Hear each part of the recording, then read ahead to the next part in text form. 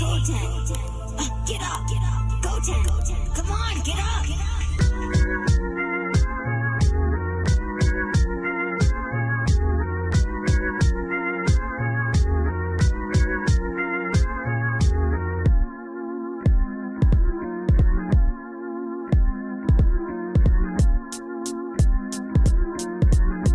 Yo my people, what's going on? Welcome back to another video. And before we get into it, if you please don't mind like, comment, subscribing down below, you know it really helps the channel. And without further ado, let's get into it. So I'm sure you guys have seen the title of this video. It's quite clear what we're dipping into today. Can this update save Sparking Zero? And I'll be honest with you, I don't think it can. But the reasons for it are not anything to do with the game itself. It's just to do with the lack of contentment from the player base. As a collective, I don't believe we will ever be all on the same page to decide whether this game is actually good or not. Only because, and in my honest opinion, I feel like this game was driven a lot by nostalgia. All those experiences we were having in our households with our siblings, even though they were all totally different, we tried to somehow wipe that away and collectively come to the same agreements that we felt like we had in our households online, and that was just not going for all of us. So for example, when we first got this game, the ability to go up and down to basically waste out somebody's sparking completely ruined the game within the first month. It was completely due to how the player base interacted with the game.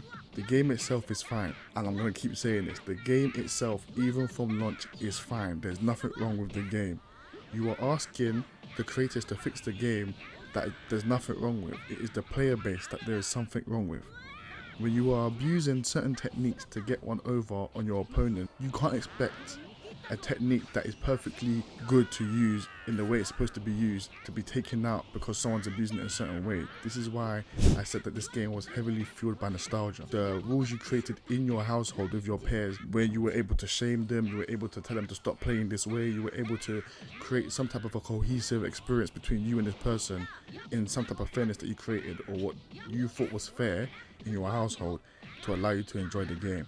And you can't get that online. Everyone's trying to be the best. Everyone was talking all this smoke before the game came out. When they're on their back foot, they start to result into abusing the mechanics. And that's got nothing to do with the game itself. I keep stressing this. It's just the way the player base is interacting with the game.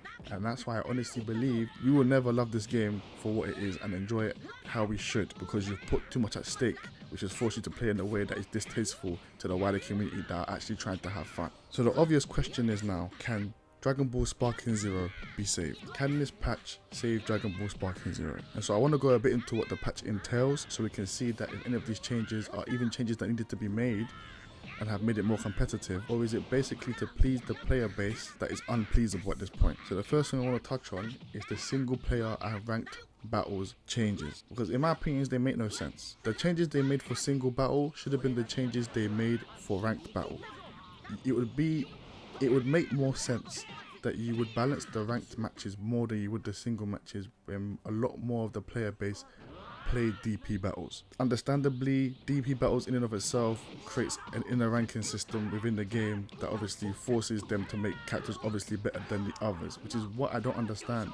The initial vision that is in Tenkaichi games, that are in Sparking Zero games, is the fact that every character is true to themselves in the series. So if you're really good, you can pick a Trunks and fight a Broly and still win. But if you're basically on the same level as the Broly, you're gonna get smoked, because in reality, Broly smokes Trunks. Like, Trunks is not beating Broly ever unless you get to Super. It just doesn't work. It doesn't happen. Broly beats Trunks every time, which is why I feel like the change was kind of strange that they made it so in single battle, Broly and Trunks are on the same level. Although I feel like we've misinterpreted this change, I don't feel like this necessarily puts Trunks and Broly on the same level.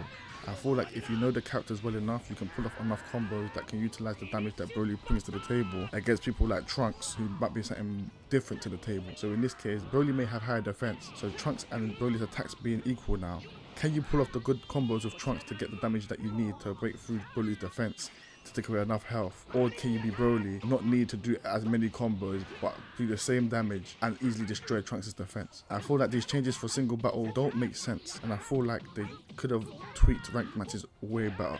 So for example, my main gripe in this game, and I think I've said this before in the video, if not this is my first time, people can get away easily on DP battles just by switching out, and there's nothing you can do about it. And they even get a bar and a bit of health back. In my opinion, there should be a system where you and your opponent both press a button, you both guess. If you press the same button, or I guess correctly, I'm able to stop you from switching out, and then you have to continue playing with that player until the switch out bar in the top left refills. That's a perfect fix. I don't know why they haven't done that. That was the main thing that initially drove me away from that game. People switching out and getting away scot-free, and the abuse of timing out somebody's sparking mode by just flying up and down. I'm not sure if you guys remember this, but when this game first came out, they were hosting a lot of tournaments, and that was people's main way of playing the game. It was that and abusing the androids, and abusing false courage to not get hit while being the androids, to then absorb ki continuously. Now, in every metric, the androids should be able to do this and it be alright. But because of the way the player base has interacted with that, it has made it toxic as hell. So now as soon as you see someone pick Dr. Jiro, you suddenly tap out halfway through the fight. You're thinking to yourself, what the hell am I playing here? Like in actual Dragon Ball Z, these guys would have never acted this way. But because of the players are so desperate to win, they don't want the game to look nice and stylish as they win. They just want it to look, they just want to be able to see the win symbol come up on the screen after they've finished running away for like a good 600 seconds. Dragon Ball Sparking Zero transitioning into a seasonal game, in my opinion, makes a lot of sense. The only issue here is that I would have, in this case, encouraged a battle pass, only because the main issue we had with this game when it initially came out was the lack of content. A battle pass now gives the creators the opportunity to just lay out a nice roadmap of things you can achieve during the season to give them enough time to present more stuff that you can buy into and receive in the next season. I feel like a game like Dragon Ball Sparking Zero, like a lot of anime games, could benefit from a battle pass only because we love new costumes. We love new costumes, we love new trivia, we love new ways to make the fights look as close to the anime as possible. It's very strange that games like Overwatch, with no prior lore to them, get battle passes and are able to be full up with loads of extras that you can go and buy or even like unlock for yourself. An example I want to bring to the table is Marvel Rivals. This game has a plethora, has a wealth of material to draw from obviously its comic counterpart. So all the costumes you're getting in Marvel Rivals, for certain people that know those comics, it's like a godsend, it's like a dream come true. For example, they released the Moon Knight Phoenix skin. I didn't even know Moon Knight ever received the Phoenix Force, but I can tell you right now that skin looks amazing. Bro, if we can get Vegito in Goku's gi, if we can get Gogeta in like Piccolo's demon outfit, that would be incredible. There are so much things they could do in an anime game with a battle pass, which requires them to constantly update the game and look into it and make changes that benefit the gaming experience. I think at this point it's time to stop listening to the player base and just follow their initial vision. I feel like we're pulled too apart because of how different our experience was with this game back in the day, that it is now just making this game convoluted. There's no real direction that this game is going in. We can't actually predict what they will do next or even understand the direction this game is going in, because they're pulled in so many different directions by so many different experiences that people have had with this game. Some might not be connected to others, some might be so far or so skewed from someone else's experience that someone might not feel like they're playing a Tenkaichi game anymore because they've tried so hard to please everybody. And that's a lot of issues in the gaming community as a whole. You've seen it with Tekken, you've seen it with Street Fighter. Nobody's ever satisfied. There is no point in bending the knee to the mob, because the mob will just start upping the ante, and if you can't provide or deliver, then they're gonna get upset that you even tried in the first place. So I'm believing honestly that Dragon Ball Sparking Zero should stick to their guns, stick to what initially made Tenkaichi great, and if the players don't like it, then let them move on to something different. You can't please everybody. Although I do believe seasonal gameplay is a fantastic idea and that it gives them a chance to add a lot more content, I honestly would buy into a battle pass system.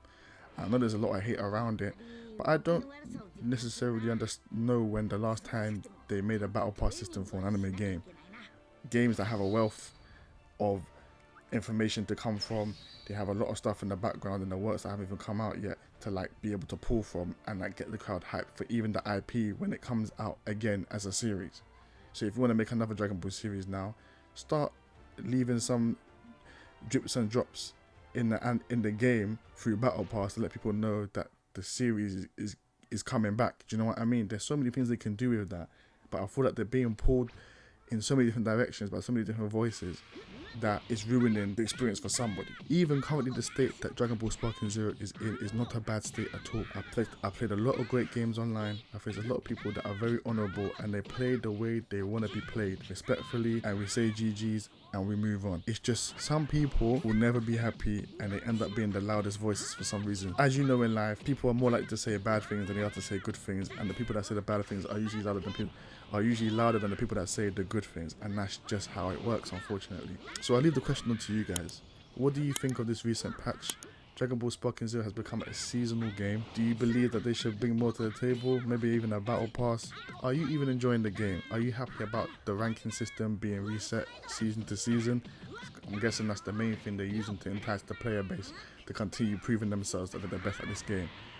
De-rank them and let's see what happens if they get to Z. Because the only thing they've really mentioned now is that you get a reward for getting to Z. But what about A? What about S? There are still a lot of formidable players within those ranks. They might not have enough time to play like everybody else, but you shouldn't only get the reward when you get to Z. Because then what happens then? You get the reward and there's nothing after to do. There's nothing left to do after you get the reward. What is the reward for you to just look at it? If it is a trophy from like some world tournament arena type shit, I'm going to get mad. That's when I'll quit the game. If someone getting Z, you give them a trophy which has some trivia connected to the Tenkaichi tournaments that they actually pulled in this series, I'll get mad. Because I would rather pay $8.99, $5.99 for a battle pass, maybe a premium battle pass, and get some sick ass costumes, bro. You've got a wealth of stuff to dip into. We've got Xenoverse lore to dip into. We've got the Time Lord to dip into.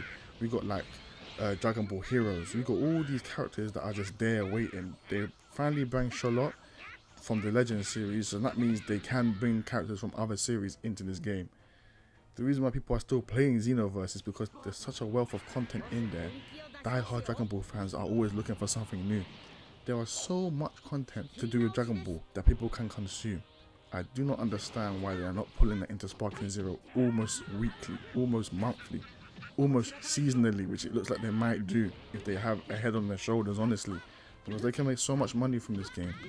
They can do so much with this game, but it seems like when they make anime games these days, they just throw it out there and just leave it to the wolves, and whatever happens, happens. And only when the wolves or the product starts to really cry about how dirty it's being done, that's when they start acting and they start making the correct movements. The same thing happened with Naruto. For a long while, we hated Naruto.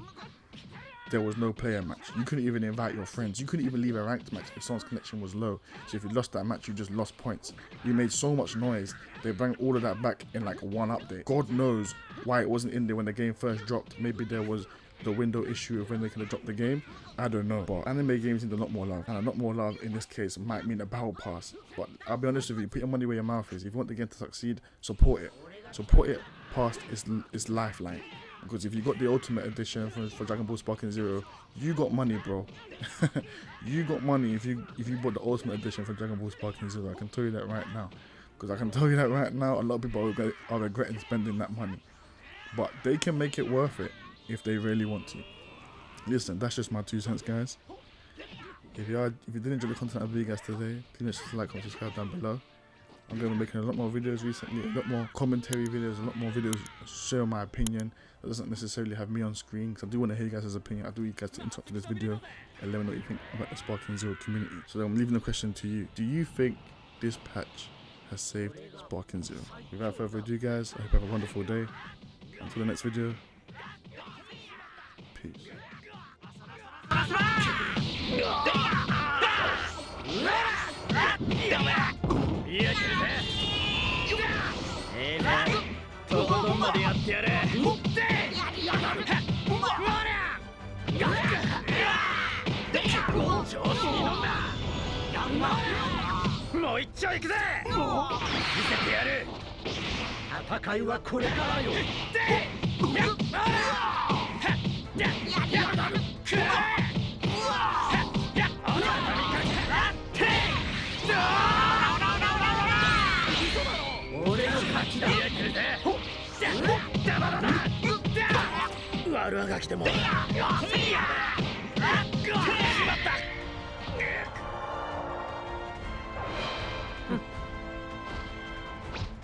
まあまあいい戦いした方なんじゃねえかな。